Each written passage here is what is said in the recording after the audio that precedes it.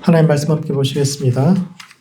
계시록 14장 1절부터 5절 그리고 22장 1절부터 5절까지 말씀입니다. 하나님 말씀은 요한계시록 14장 1절부터 5절까지 말씀 그리고 22장 1절부터 5절까지 말씀입니다. 14장 말씀부터 한 절씩 교독하시겠습니다. 제가 먼저 읽겠습니다. 또 내가 보니 보라 어린 양이 시온산에 섰고 그와 함께 14만 4천이 서 있는데 그들의 이마에는 어린 양의 이름과 그 아버지의 이름을 쓴 것이 있더라. 내가 하늘에서 나는 소리를 들으니 많은 물소리와도 같고 큰 우레소리와도 같은데 내가 들은 소리는 검은 고 타는 자들이 그 검은 고를 타는 것 같더라. 그들이 모자 앞과 내 생물과 장로들 앞에서 새 노래를 부르니 땅에서 속량함을 받은 14만 4천 밖에는 능히 이 노래를 배울 자가 없더라. 이 사람들은 여자와 더불어 더럽히지 아니하고 순결한 자라. 어린 양이 어디로 인도하든지 따라가는 자며 사람 가운데에서 속량함을 받아 처음 익은 열매로 하나님의 어린 양에게 속한 자들이니 함께 읽겠습니다. 그 입에 거짓말이 없고 흠이 없는 자들이라. 아멘. 22장 말씀도 한 절씩 교독하시겠습니다. 22장 1절부터 5절까지 말씀입니다. 자, 먼저 읽겠습니다. 또 그가 수정같이 맑은 생명수의 강을 내게 보이니 하나님과 및 어린 양의 보좌로부터 나와서 길 가운데로 흐르더라. 강 좌우에 생명나무가 있어 12가지 열매를 맺되 달마다 그 열매를 맺고 그 나무 잎사귀들은 만국을 치료하기 위하여 있더라. 다시 저주가 없으며 하나님과 그 어린 양의 보좌가 그 가운데 있으리니 그의 종들이 그를 섬기며 그의 얼굴을 볼 터이요 그의 이름도 그들의 이마에 있으리라. 함께 읽겠습니다. 다시 밤이 없겠고 등불과 햇빛이 쓸데없으니 이는 주 하나님이 그들에게 빛이심이라. 그들이 세세토록 왕노릇 하리로다. 아멘. 요한계시록에서 이제 결정적인 전환점이 되는 장면들이 이제 14장 그리고 22장 말씀인데 이 두 가지 말씀이 오늘을 살아가는 우리의 삶과 신앙이 던지는 의미가 무엇인지에 대해 함께 생각해보는 시간을 갖도록 하겠습니다. 첫 번째, 새 노래를 부를 수 있어야 합니다. 그때 어린 양이 시온산에 섰고 14장에 따르면 14만 4천의 성도들이 그 앞에서 그 사람들 외에는 배울 수도 없고 부를 수도 없는 노래를 불렀는데 이것은 첫 번째, 왜 다른 사람들은 이 노래를 부를 수 없었을까요? 노래에는 의미 있고 가사가 있어서 아무리 어려운 노래도 여러 번 듣다 보면 대충은 따라 부를 수 있는데 마지막 날 성도들이 부르는 노래는 왜 아무도 배울 수 없을까요? 왜냐하면 그 노래는 그들의 삶으로부터 흘러나오는 노래이기 때문입니다. 이 말씀의 배경은 13장 말씀은 이제 둘째 하늘에서의 전쟁이 승리로 끝난 사건입니다. 계시록은 일곱 나팔, 일곱 대접으로 이어지는데 이제 마지막 7인을 뗄 때 이제 7 나팔이 쭉 있고 마지막 7 나팔을 떼고 나면 7 대접이 쭉 있고 마지막에 어떤 일이 있을 것인가 이것을 쭉 하고 있는데 그 결론이 두 번째 하늘에서의 승리입니다. 13장에 이제 그 사건이 나오죠. 유대인들은 크게 세 가지 하늘이 있다고 생각했는데 눈에 보이는 첫 번째 하늘과 천사와 하늘의 별들, 하늘의 군주들이 다스리는 두 번째 하늘이 있고 그리고 지극히 높으신 세 번째 하늘, 하나님이 거하시는 세 번째 하늘이 있는데 그 중에서 지금 두 번째 하늘에서 치열하게 영적 전쟁이 벌어지고 있다라고 생각합니다. 그리고 13장은 그 전투에서 결정적으로 사탄이 패배합니다. 용이라고도 하고 옛뱀이라고도 하고 마귀라고도 하는 악한 존재가 두 번째 하늘에서의 전투에서 패배한 후 어쩔 수 없이 첫 번째 하늘이 보이는 이 땅까지 밀려 내려오는 그 사건을 13장이 그리고 있는데 이것은 하나님 나라라는 거시적 관점에서 보면 결정적인 승리의 계기가 되죠. 이제 둘째 하늘에서 사탄이 다 밀려서 이 땅으로 밀려 내려온 겁니다. 하나님 나라에서 보면 이제 대단한 승리고 이제 마지막 날이 너무 멀지 않았죠. 너무너무 기념비적인 승리의 날인데 이것이 이 땅에 사는 우리한테는 별로 좋은 일이 아니에요. 왜 그럴까요? 이때까지 둘째 하늘에서 막 천사하고 자기들끼리 치고받고 하다가 밀려 내려온 거야. 여기. 그래서 이 땅이 최전선이 되어버린 겁니다. 이전까지는 천사들끼리 싸우느라고 우리한테 신경도 안 썼어요. 그런데 여기까지 밀리고 나니까 사탄이 어떻게 하겠습니까? 이전에는 신경도 안 쓰던 이 땅에 있는 성도들에 대해서 거슬리기 시작하는 겁니다.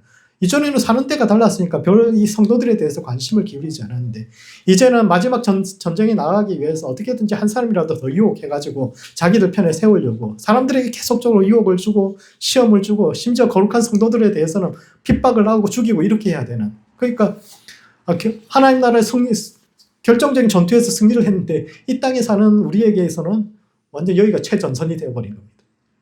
남의 땅에서 벌어지는 먼 곳에서 그 전쟁이라고 생각하다가 이 땅에서 고통이 있게 되는데 14장은 그렇기 때문에 우리 삶에 고통이 있는 것이다. 마지막 시대에 특별히 교회에게 성도들의 삶에 고통이 있는 이유는 바로 사탄이 이곳까지 밀려 내려와 있고 지금 이곳이 이제 치열한 영적 전쟁터가 되어 있고 따라서 우리 삶에 고난이 있는데 이것을 이겨낸 사람들이 부르는 마지막 노래가 있는데 그것이 성도가 자신의 삶을 통해서 불러야 할 노래다. 이렇게 이야기를 합니다.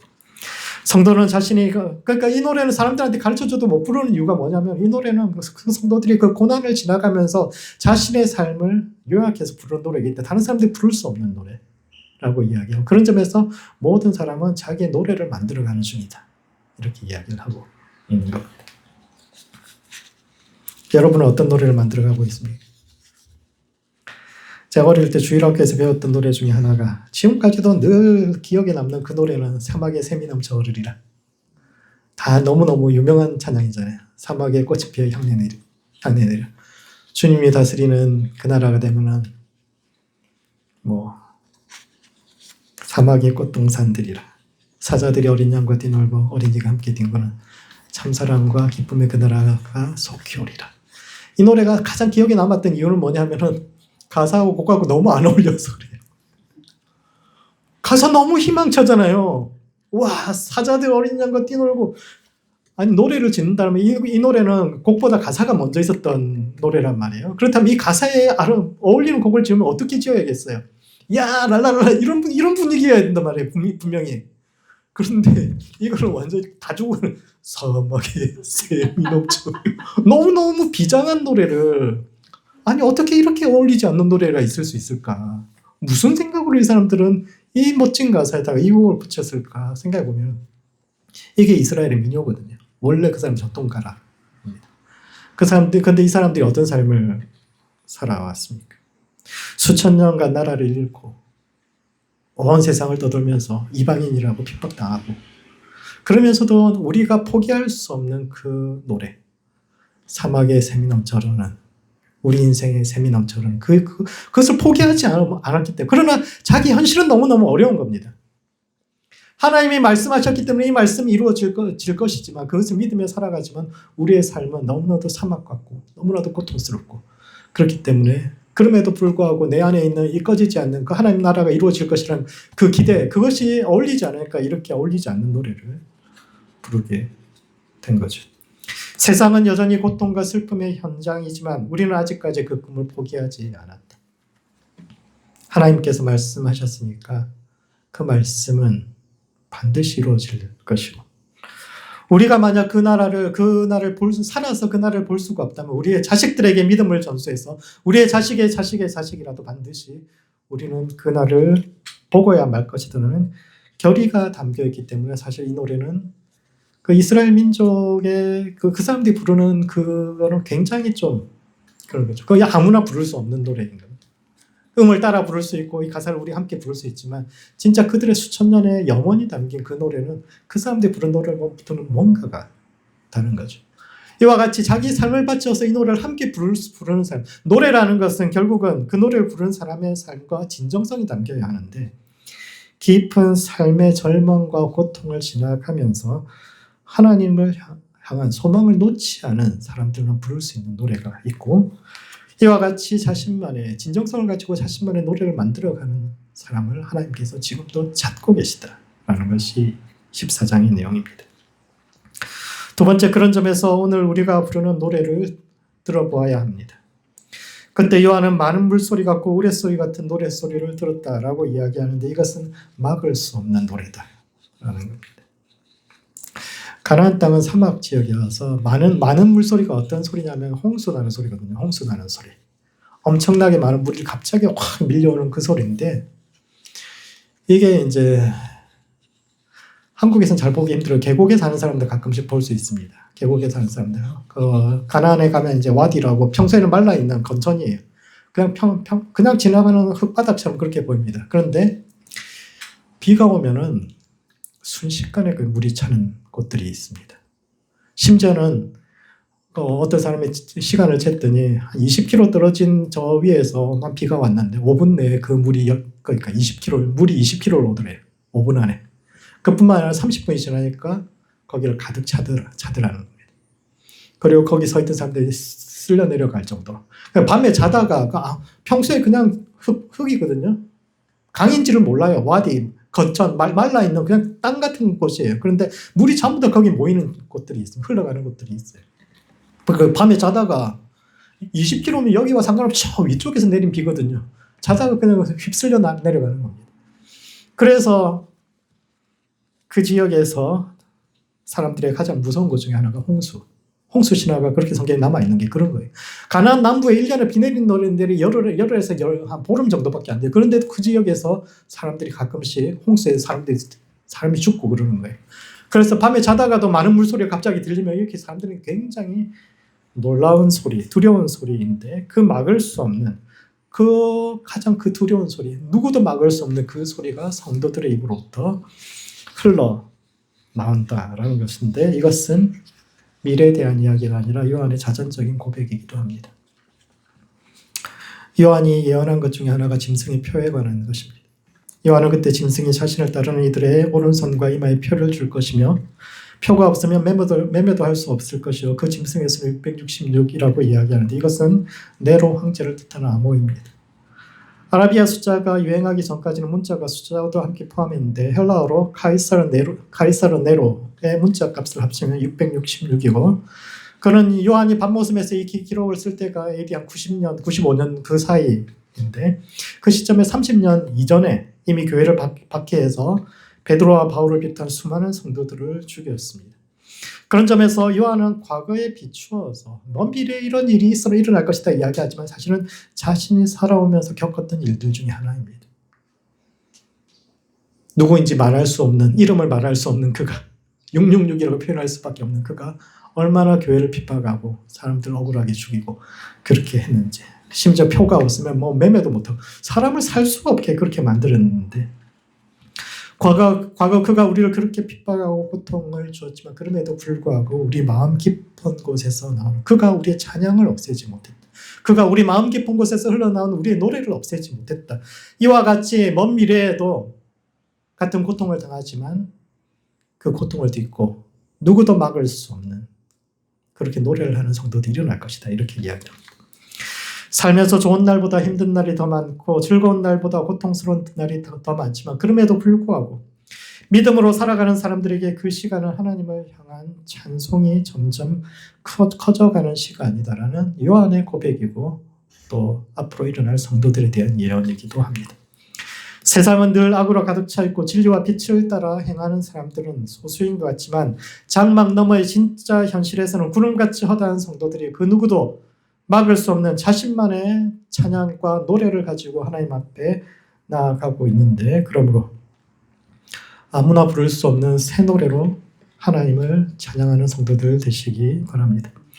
하나님은 고난 속에서 노래를 잃어버리는 사람이 아니라 오히려 많은 물소리와 같은 찬양을 할 수 있는 사람, 자신의 내면 깊은 곳으로부터 주님을 향하여 아무도 따라 부를 수 없는 자신만의 노래를 만들어가는 성도를 찾고 있는데, 이와 같은 하나님이 찾으시는 노래하는 성도들 되시기 바랍니다. 두 번째, 새하늘과 새 땅의 통치 가운데 들어가야 합니다. 계시록 마지막 두 장은 21장과 22장은 역사가 완성되는 날을 그리고 있는데, 그날에는 새하늘과 새 땅이 하늘로부터 내려와 더 이상 애통하는 것이나 아픈 것이 없고 하나님의 어린 양의 보좌로부터 수정같이 맑은 생명수강이 흘러 생명나무를 살리고 또 만국을 치유하는 일이 일어날 것이라고 이야기하는데, 이는 첫 번째, 사람이 새로워지고 통치 질서가 새로워질 날이 올 것을 이야기합니다. 흔히 사람들은 새하늘과 새 땅이 이루어진다라고 이야기하면 자연이 새로워진 것이라고 생각합니다. 진짜 하늘이 새로워지는 것. 하늘이 어떻게 새로워질까요? 하늘 색깔이 파란 색깔이 아니라 빨간색이 되는 날이 올까요? 하늘이 새로워진다 어떤 걸까요? 그 땅이 새로워진다는 건 어떤 것일까요? 성경에서 사람들은 그 자연이 변화되는 것이다라고 생각하지만 성경에서 하늘은 사람들을 다스리는 통치 체계를 뜻하고 땅은 백성들의 삶을 뜻합니다. 따라서 하늘이 바뀐다는 것은 정의로운 지배체제가 지금 이 세상과는 다른 정의로운 지배체제가 세워진다는 것이요, 땅이 바뀐다는 것은 그 바탕이 되는 사람 자체가 새로워진다라는 겁니다. 그래서 새하늘과 새 땅에 관한 이야기가 이사야에도 나오고 계시록에도 나오는데 새하늘과 새 땅은 결국 백성들의 눈에서 눈물이 없어지는 날인데 그것은 정의로운 정치체제가 세워지기 때문에 그런 것이고 더 이상 고통과 슬픔이 없으며 어린 양의 보좌로부터 흘러나온 물이 생명나무를 살려 만국을 치유하게 되는데 이것은 태초에 아담이 실패한 선악과의 저주가 회복된다. 그래서 사람이 새로워진다. 이런 뜻입니다. 그래서 이제 성경의 첫 사건하고 그 성경의 마지막 사건이 그렇게 서로 연결되어 있습니다. 태초에 하나님께서 동산 중앙에 선과 악을 알게 하는 나무와 생명나무를 두셨는데 동산 중앙에 이 두 개의 나무를 두셨는데 이 둘 중에 누가 제일 중앙에 있을까요? 동산 중앙에 생명을 아는 나무와 선악을 알게 하는 생명나무와 선악을 알게 하는 이 둘 중에서 더 중요하고 더 가운데 있었던 거 둘 중에 어떤 게 있을까요? 가운데는 비워놓고 둘이 양쪽에 나란히 있었어요. 그럼 동산 중앙은 비어 있는 거잖아요. 동산 중앙에 그 나무 있었다고 이야기하거든요. 이 둘 중에 어떤 게 가운데 있었을까요?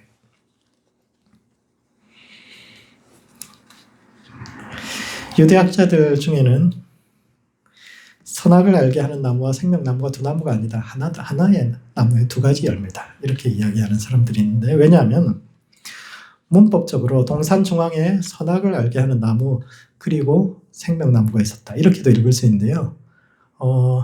선악을 알게 하는 나무 즉 생명나무가 있었다. 이렇게도 읽을 수 있습니다. 그 번역이 그렇게 될 수 있어요.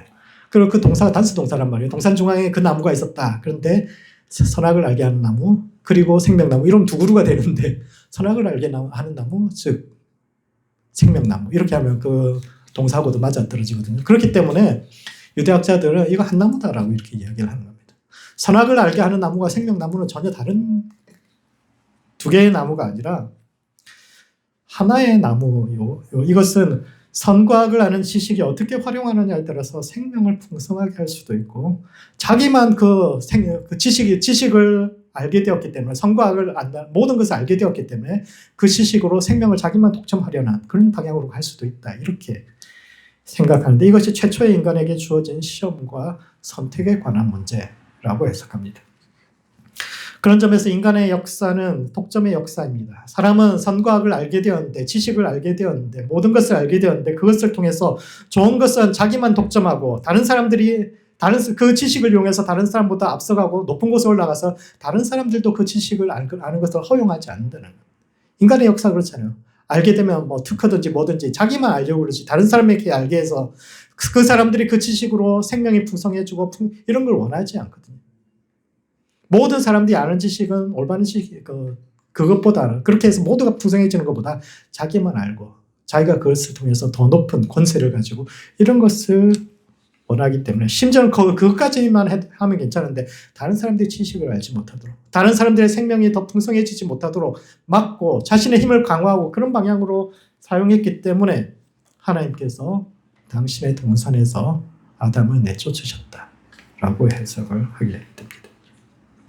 하나님께서 아담을 동산에서 내보내신 이유는 그가 다른 사람들의 생명까지도 좌지우지하려 했기 때문이요. 그래서 하나님은 아담을 쫓아내신 후에 동산 주변에 불타는 화염검을 두어서 선악과를 취한 인간이 생명나무에 접근하는 것을 막으셨는데 이것은 약한 자들의 생명까지 모든 것을 알게 되었는데 그렇게 해가지고 선악과뿐만 아니라 생명나무 열매까지 취해가지고 약한 사람들이 그 마지막 남은 그 생명까지도 쥐어짜는 것을 하나님께서 그것은 허용하지 않으시도록 맡겨두신 것이 있다. 남겨두신 그 화염검 같은 것이 있다라고 이야기합니다. 그래서 세상은 한 방향으로만 흐르지 않는다라고 이야기를 하죠. 원래 세상은 부자는 계속 부자되고 가난한 사람은 계속 가난할 수밖에 없는 것이 현실이죠. 이론적으로 그렇게 돼야 됩니다. 사회는 끊임없이 양극화되고 둘 사이의 격차는 점점 커져서 가난한 사람들은 끊임없이 착취당하다가 그들의 마지막 생명마저도 소진되고 사라져야 하는 것이 정상이지만 다행히 세상은 그렇지 않아요. 현실은 그렇지 않은데 왜냐하면 하나님께서 불타는 화염금으로 그것을 막고 계시기 때문입니다. 현실에서 부자는 계속 부자 되는 것이 아니라 3대를 가는 부자가 드물다라고 이야기를 하죠. 영어에서도 그런 비슷한 말이 있습니다. 소매 없는 셔츠 소매에서 시작하면 셔츠 소매로 3대 만에 돌아간다, 이런 속담이 있습니다. 맨손으로 시작해서 3대가 되면 또 맨손으로 간다, 이런 이야기거든요.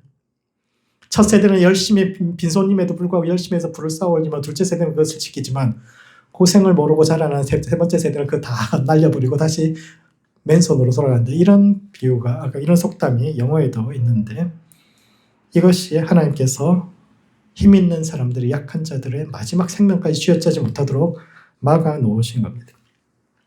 그래서 하나님은 세상이 한쪽으로 너무 기울어지면 베헤못이나 리워야담 같은 태초의 괴물들을 풀어놓아서 세상을 혼돈케 하고 그리하여 새로운 질서를 찾아가는 과정에서 원래의 균형을 회복하도록 만드셨는데 이와 같이 그 목적이 결국 생명나무에 사람들이 함부로 손을 대지 못하게 만들어 놓으신 것인데 마지막 날에는 그 제한이 사라집니다. 계시록 2장 역사의 마지막 날, 역사가 완성되는 날, 그 날에는 어떤 일이 있는가 하면은 사람들이 와서 생명나무를 마음껏 만질 수 있도록 되는데 왜냐하면 사람이 변했기 때문입니다. 새 땅이 이루어졌기 때문입니다. 더 이상 사람들이 그 생명나무를 취해가 자기만 먹고 다른 사람 못 먹게 하는 것이 아니라 그때는 사람들이 변해서 함께 생명나무를 나눌 정도로 사람들이 도덕성이 올라오기 때문에 그래서 누구나 그것을 만질 수 있도록 하나님께서 열어놓으셨는데 그것이 새 하늘과 새 땅의 정의입니다. 이기적인 사람들의 본성이 변해서 최초의 사람 아담이 실패한 문제가 해결되었을 때 그때 하나님께서 다시 사람들을 당신의 동산에 에덴 동산과 같은 그 첫 하나님과 함께하는 그곳에 들어갈 수 있게 만들어 주시는데 이와 같이 마지막 날은 우리의 이기적 본성을 이기고 생명을 나눌 수 있는 만국을 치유하는 새로운 시대가 열릴 것이다 라고 이야기하고 있습니다. 마지막으로 지금 이곳에서 우리가 그런 시대를 열어가야 합니다. 그때 보좌에 앉으신 이가 하신 말씀이 보라 내가 만물을 새롭게 하노라 다 이루었도다 나는 알파와 오메가니라 라고 그렇게 말씀하시는데 헬라어에서 알파는 첫 글자고 오메가는 마지막 글자입니다. 그래서 따라서 이것은 나는 처음과 마지막의 주인이요 역사의 주인이라는 뜻입니다. 그런데 히브리어에서 서로 대비되는 두 가지 개념이 함께 나올 때는 전부를 뜻합니다. 선과 악을 안다라는 것은 선과 악만 아는 것이 아니라 모든 것을 안다. 전지의 개념입니다. 선과 악을 아는 나무 그것을 먹었다 열매를 먹었다는 것은 모든 것을 아는 지식을 얻게 되었다 라는 뜻이고 이와 마찬가지로 처음과 마지막의 주인이다라는 것은 처음하고 끝에만 등장한다는 것이 아니라 역사 전체의 주인이다 라는 뜻이고 그것은 지금 우리가 살아가는 이 순간 또 주님의 손 아래 있다라는 것이며 그런 점에서 마지막에 일어날 그 일이 지금도 시간과 상관없이 일어날 수 있다라는 그런 이야기입니다. 요한이 바라보는 마지막 날에 일어날 새 하늘과 새 땅은 마지막 순간에 역사의 마지막 날에만 일어날 사건이 아니라 지금 이 땅에서도 이루어질 수 있는데 실제로 요한은 그런 삶을 살다 간 겁니다. 그는 666으로 상징되는 박해의 시대를 살았고 짐승의 표가 없으면 매매하지 못하는 고통스러운 시간을 지나갔지만 그럼에도 불구하고 넘치는 찬양과 생명 가운데 자신이 있었음을 이야기하는 것인데 재미있는 것은 은혜의 길과 고통의 길이 함께 가고 있다라는 것입니다. 계시록의 마지막 장면은 에스겔서의 마지막 장면하고 똑같거든요. 생명을 보좌로부터 흘러나온 그 물이 차고차고 넘쳐가지고 온 땅을 적시는 그것이 계시록 장면뿐만 아니라 에스겔에서도 똑같이 나오는데 그 에스겔 말씀 중에 특이한 부분이 뭐냐면은 성전으로 흘러나오는 그 물이 우리의 발목을 적시고 우리의 허리를 적시고 가슴을 적시고 우리의 머리 위까지 차서 우리가 둥둥 떠다니게 돼 이렇게 단계적으로 표현하고 있는데 이것은 은혜에 어디까지 잠길 것인지 우리에게 하라라는 그런 의미입니다. 발목과 허리까지 잠긴다는 것은 은혜에 잠기지만 우리가 그래도 움직일 수 있는, 우리의 뜻과 의지를 가지고 움직일 수 있는 정도를 뜻합니다. 근데 가슴과 머리 끝까지 잠긴다라는 것은 스스로는 움직일 수 없는 상태. 그래서 우리가 삶을 움직여가는 것이 아니라 물결이 우리를 움직여가는 대로 움직일 수밖에 없는 그런 상황에 처하게 되는데 그것이 은혜에 가득 찬 상황이다 라고 이야기합니다. 인생에서 고난이 닥쳐와서 우리가 아무것도 하지 못하고 그냥 우리의 주도적인 의지로 뭔가를 할 수 없는 것 같을 때, 근데 그때가 하나님의 은혜가 우리 가슴과 머리 끝까지 가득 차 있는 은혜의 길과 고난의 길이 함께 가는데 그것이 지나가게 되면 진짜 내가 원하는 대로 인생이 움직여지지 않는 것 같지만 그것이야말로 진짜 하나님께서 우리의 인생을 이끌어 가시는 중이며 그렇게 그 물에 둥둥 떠서 하나님께서 이끌어 가시는 곳으로 갈 때 진짜 그 물이 세상을 살리고 자기 자신을 살리는 것을 보게 될 것이다. 요한의 삶이 그랬거든요. 요한의 삶이.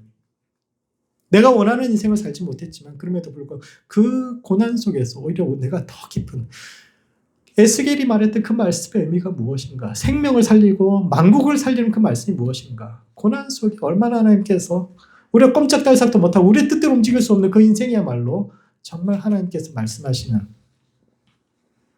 세상을 살리는 그 은혜의 물결이라는 것을 이야기했는데, 그러므로 내면에서부터 새하늘과 새 땅이 이루어지는 성도들 되시기 바랍니다. 하나님은 우리의 삶과 세상을 새롭게 하시는 분이요, 새하늘과 새 땅은 먼 미래만 존재하는 것이 아니라 지금 여기서 알파와 오메가이신 예수님을 믿는 사람들의 삶 가운데 이루어지는데 하나님의 은혜에 잠기되 머리 끝까지 잠겨서 스스로 인생을 이끌어가는 것이 아니라 그분이 이끄는 것을 향해서 나아가며, 그래야 감옥과 유배지를 통해서 더 깊은 영성으로 많은 사람들을 살렸던 요한처럼 만국을 살리는 모든 성도들 되시기 바랍니다. 말씀을 정리하겠습니다.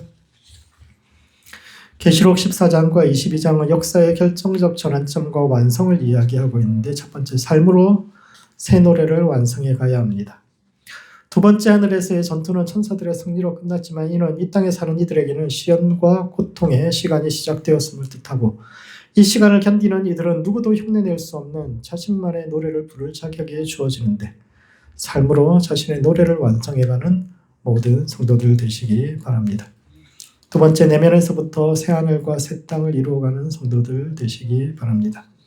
역사의 완성은 하늘이 새로워지고 땅이 새로워지는 것인데 이는 선과 악을 알되 그것을 독점하여 타인의 위에 서는 것이 아니라 오히려 만국을 살리고 치유하는 사람들을 통해서 이루어지며, 그런 사람들이 모일 때 하늘로 상징되는 정의로운 통치가 이루어질 수 있고, 이는 하나님을 믿는 백성들이 자신의 삶과 시대 가운데 이루어야 할 사명을 뜻하는데 날마다 옛사람을 벗고 성령의 새 사람을 입어 삶에서부터 새 하늘과 새 땅을 이루어가는 모든 성도들 되시기 바랍니다. 기도하시겠습니다.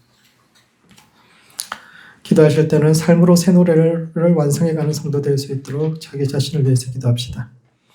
고난 속에서도 하나님의 은혜에 더 깊이 잠겨서 하나님을 향한 사랑의 노래를 부를 수 있는 성도 될 수 있도록 자기 자신을 위해서 기도하시고, 두 번째는 삶으로 새하늘과 새 땅을 이루어가는 성도 될 수 있도록 서로를 위해서 기도합시다. 하나님 주신 것들을 나만을 위해 사용하지 않고 이웃과 함께 나누며 내 안에서부터 새하늘과 새 땅을 창조해가는 성도와 교회 될 수 있도록 서로를 위해서 함께 기도하시겠습니다.